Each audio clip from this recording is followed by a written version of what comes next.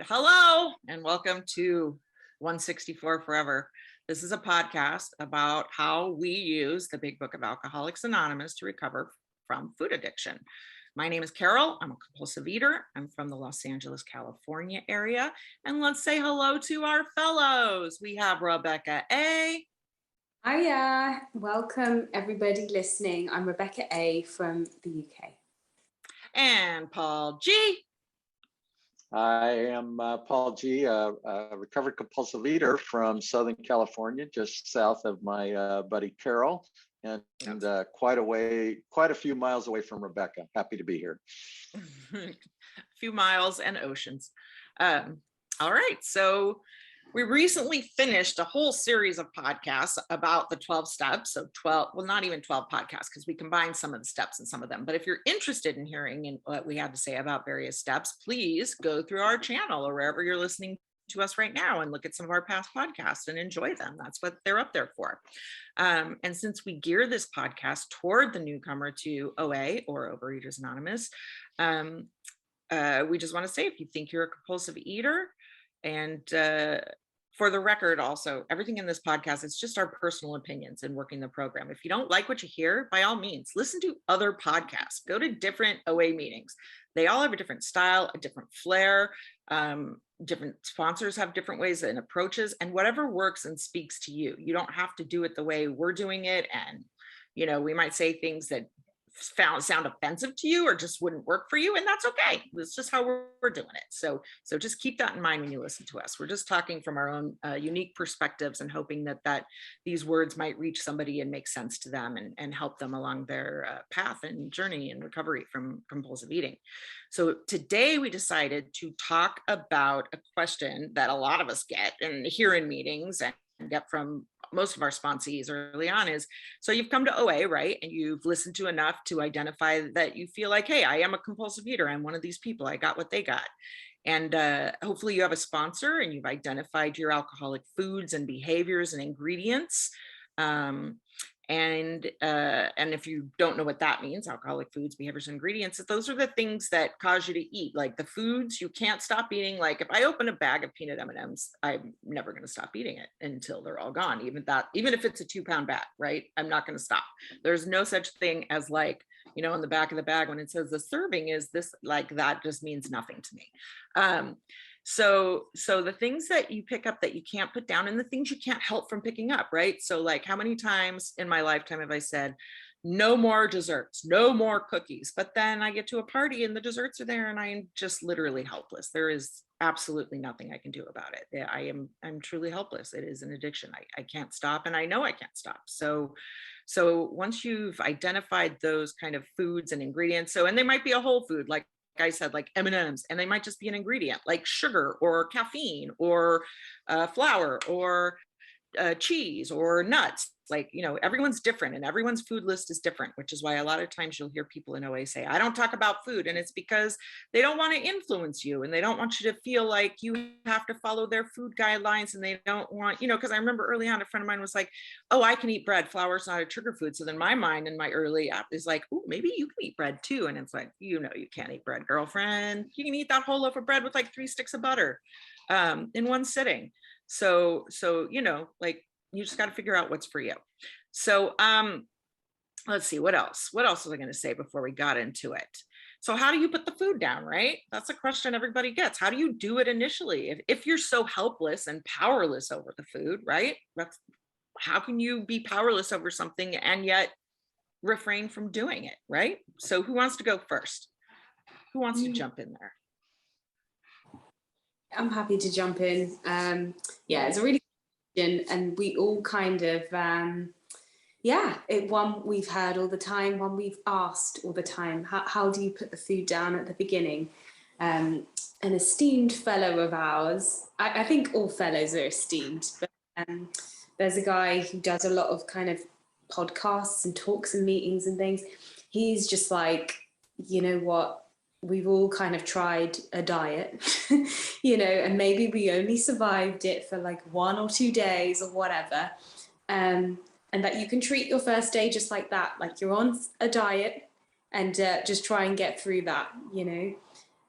and using kind of our program's approach of one day at a time, like one meal at a time, maybe 1 hour at a time, 1 minute at a time, you know, yeah, you can get through those first days that are so desperate by just kind of taking it one moment at a time. And it will probably, in that first kind of day or so, feel like you're on a diet. Long term, for me, that wouldn't work, you know, because diets don't work long term. However, you know, for one day, I can say, oh, I'm just going to have this and go to the next meal and then to the next meal. And then I've got my head down abstinently that day, you know. If I'm going to maintain that, I need to start working the steps. There's no two ways about it. But initially, I can kind of just go from one moment at a time.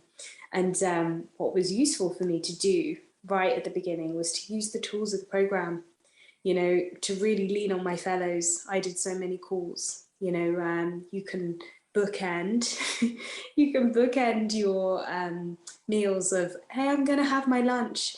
And you can speak to someone after you have your lunch and speak to someone after that, you know. You can jump on meetings and chain the meetings until your next meal. Then you can go off the meeting, have your meal, and go back on some meetings, listen in. You know, people do things like that.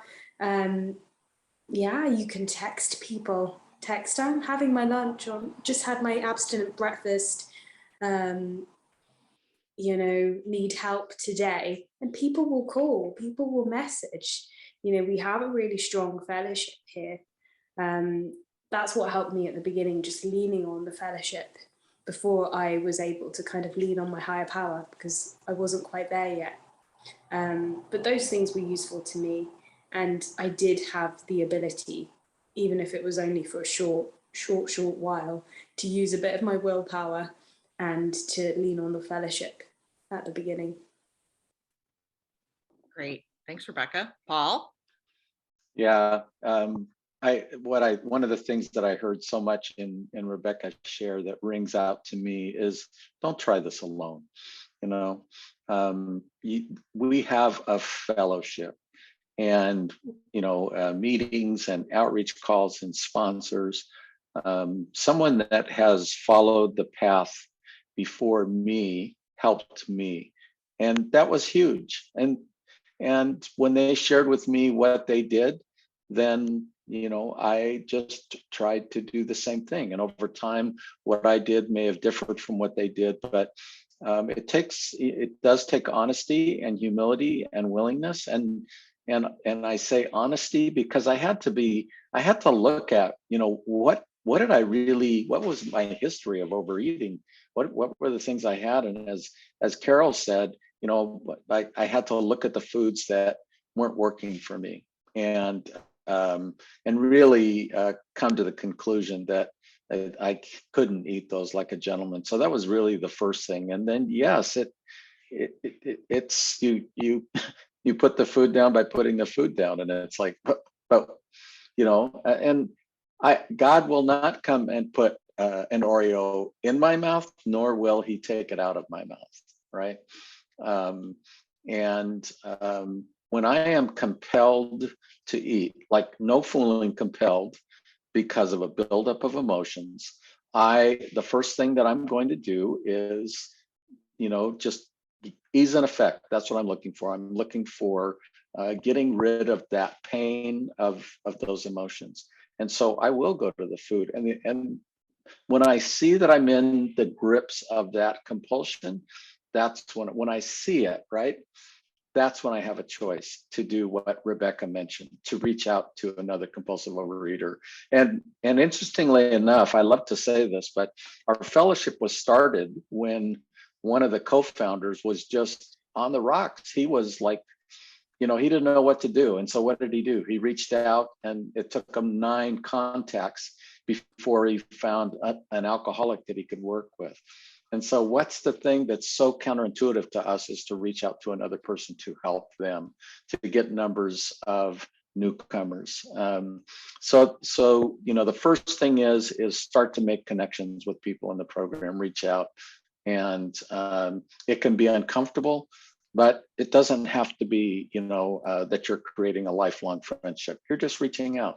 And I think a great way to do it is to be of service.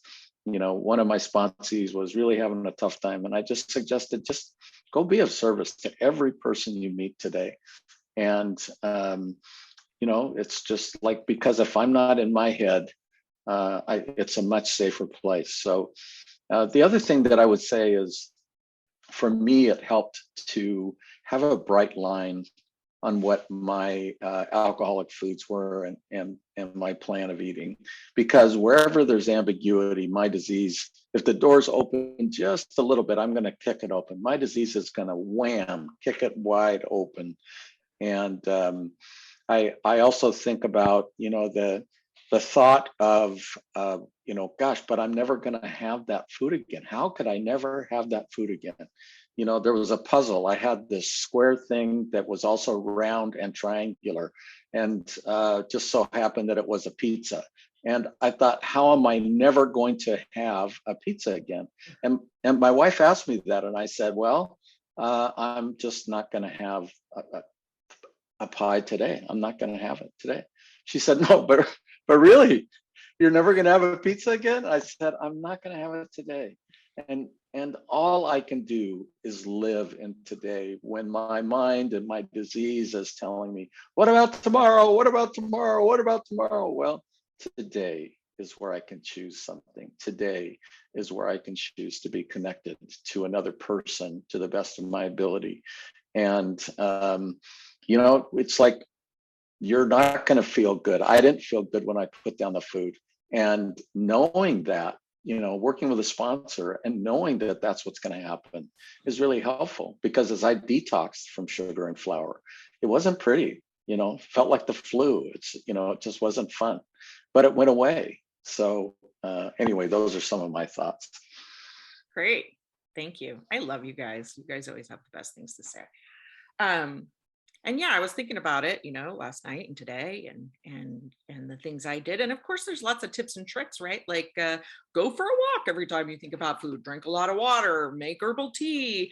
I would just get up and leave my house a lot. Like just I have a child that's 3 now, but was about a year. And so I would just take him for a walk if I was thinking about food. And depending on where you live, that may be a possibility for you. And we have a fellow that we all love who says, you put the food down by putting the food down. And that's great. But, I sometimes see people's faces when he says that to them, and they're just like, F you, like, what is that? Like that is not helpful. So, and I get it. It sounds like it's not a great answer, but the truth is you have to want to not eat it more than you want to eat it. And you just have to reach that point. And there's a point of suffering and misery that you have to reach to feel like, yeah, I give up. I'm just going to not eat that for today. And really never think about forever. Never think about forever. If I think about forever, I will definitely be eating my binge foods, right? But it's not forever. It's just for today. And then you guys both touched on this. I really think one of the best things you can do, like the big book says, nothing so much ensures immunity from alcoholism or compulsive eating as working with another fellow. So let's say you have 1 day of abstinence, or 6 hours, or 2 hours of abstinence. Go to a meeting, write down newcomers' names and phone numbers. There's someone out there with no abstinence who would love to hear you saying how you got abstinent. And maybe after 1 day, you can say, I don't know how I did it, but I did a day. And then they'll want to do a day. But the truth is, when I talk to other people, like our fellow says, you learn from transmitting information more than absorbing it, right? So when I'm transmitting that information to somebody else, when I'm explaining to somebody how I did today, that's when I really start to, I find myself saying things. I'm like, wow, who said that? Where did that come from? I didn't know I thought that. It just comes out of me, but it's not going to come out of me if I'm not talking to people, right? If I'm just sitting there. So get the names and numbers, even if you don't use them, write down all the newcomers' names and numbers in every meeting you go to. So what if you don't call them? But when you need them, you're going to be glad they're there. What did I heard? I heard somebody say, and I'm not even sure what this in reference to, but it's better to know me and not need me than it is to need me and not know me. So it's better to have those phone numbers and not need them than it is to need a newcomer's phone number and not have any around. So just write them down, just keep them. I used to keep just a little notebook next to my computer, and I'd write what meeting I went to, where, so I could mention, hey, I saw you at the Scottsdale meeting, or this morning 100-pounders meeting, or whatever, and just start a conversation and just let them know, like, this is what's going on with me. And then, like Paul said too, like actually being honest and identifying your trigger foods is really helpful, because if you're ingesting them in some way, it's going to be really impossible for a long time. And then you just start helping people. I really think it's about helping people. And people talk about dieting with group support, right? If you've been in the rooms long enough, you've heard someone say that. And sometimes I don't think it's a great thing to say, because I think it sometimes frustrates people who feel like they're dieting with group support. And guess what? There's nothing wrong with dieting with group support. Keep coming to the meetings, keep coming and hear the message until you get the message that you need to hear. I think dieting with group support is 100 times better for a compulsive eater, a true compulsive eater, than not being in the rooms at all. Right? I think it's much better to be around. And then the goal is, hopefully you're going to hear the message that makes sense to you. And it may not make sense to you right away, and you may not hear it. It may take a while for you to find. Like, I heard a woman in a meeting, I can't remember if it was this morning or last week, but she said, I've been in here for 2 years and I've been so frustrated. And you said something today that really changed everything for me. Not me. It was somebody else speaking. But I'm just saying, you don't know how long you need to stick around till you hear the message that makes sense to you. So if it's not the three of us talking, go to more meetings. You can reach out to us. We have 164forever@gmail.com. I'll shoot you a list of all my favorite meetings. We're happy to help you. But I think early on, you are, like Rebecca said, you're dieting with group support. We all know how to put the food down for a day or two, right? And then you just got to get busy and work those steps. And that's why it's so important, I think, to identify your foods with a sponsor and be as honest as you can. And then, embrace the dieting with group support in the beginning. That's okay. Nothing wrong with it. That's perfectly fine, right? Yeah. And I don't know. I think that's about it. Like I think the truth is, though, the only way I put the food down is when I'm so disgusted with myself that I want to not eat the food more than I want to eat the food. And if you're not there, that's okay. Keep coming back. You'll be there when you're there, Does anyone have anything to add, or does anyone hate something I said and want to tell me? I don't know. So what I would add is it's just kind of a mechanical thing, but OA has a very good publication, I think, called A New Plan of Eating, and it replaced a couple other publications like Dignity of Choice. And it gives I think a common sense look at what's a food plan, what's abstinence, how do we get there. One of the first things it says is how to stop eating compulsively. So relying on resources is helpful. And it also has some sample food plans. I think that's the other thing that comes up, besides, I don't know what my binge foods are, right? How do I know? I eat everything too much all the time, right? All of it. Single serving packages is a gallon, right? So, right. It's looking at that, but a food plan, and it's not the perfect food plan, and it doesn't mean that's the one you have to use forever, but starting someplace. And, for using that Terraful analogy, the only way you eat an elephant is one bite at a time. Unless an elephant is your binge food, that's probably not a bad way to look at this. So, yeah, I agree. And keep the food you can't eat in your house. Don't commit that you're going to be abstinent today and not have the food on hand. You know what I mean? Have it there in your house. You don't want to be running out to get lettuce for a salad right before your meal. Like, have it there, make it easy on yourself. And some, like my sponsor says, you set up like a recovery ICU around you. Throw everything out. If you're married or you have we have partners and they're not compulsive eaters. They get to eat whatever they want. So luckily, some single people can just throw everything out. There's certain foods I have to keep around, but I had said to my husband, can we put this stuff in your office so I don't see it? Because he's got a sweet tooth, can we move this out? Because and it is true. I've read lots of articles, like if food's in front of you, like if you keep cereal on top of the fridge, you're way more likely to eat it than if you put it in a cupboard and shut the door and don't see it. So get that stuff out of eyesight and really treat yourself. Like you're in an ICU unit, you really need to be gentle and delicate with yourself and do all those things they tell you. Pray, meditate, before a meal, let this be enough, God, all those things, and ask people, make those outreach calls, ask a whole bunch of people, how did you first get abstinent? Listen to their stories and use what works for you. There's a million ways to put your food down, right? And we may not have said anything that's helpful to you, but somewhere out there, somebody's going to say something helpful to you. And that's why I think the biggest thing we're all encouraging you to do is keep making outreach calls. That's the one thing. That's how you're going to get that information that you need that's going to help you put it down. So of that beautiful prayer, and I used to say it like before and after every meal. Oh God, please help this be enough. Help this to be enough. Feel enough. Yeah. And you know what? It worked. It did work. And it was enough. Maybe just that slight shift in consciousness of I'm asking for help, and I got the help. And also, Carol, you're absolutely right. Like, I love it when people say, if I stick around a barbershop long enough, eventually I'm going to get a haircut. And it's the same as keep coming to the meetings anyway, even if you don't hear what you need to hear.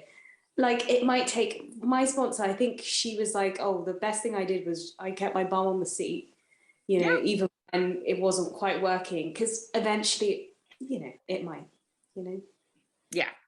I would say for myself too, like the biggest thing for me is to keep coming back. How many times we're people who get really obsessed with things, right? We're compulsive. And how many times have we all gotten a new project? This is my new thing. I'm into this. And then like, you're just hate it like 3 or 6 months later. So just keep coming back, just keep on keeping on and keep coming back, and reach out to us, send an email. We'll give you our phone numbers. You can call us. We're happy to talk to you. So I think that's it. That's our time for today. So if you like what you heard, don't forget to subscribe. And next time we're going to talk about a very scary topic for some people, which is my sponsor fired me. What do I do? We've all heard this from people calling us like, oh my God, what do I do?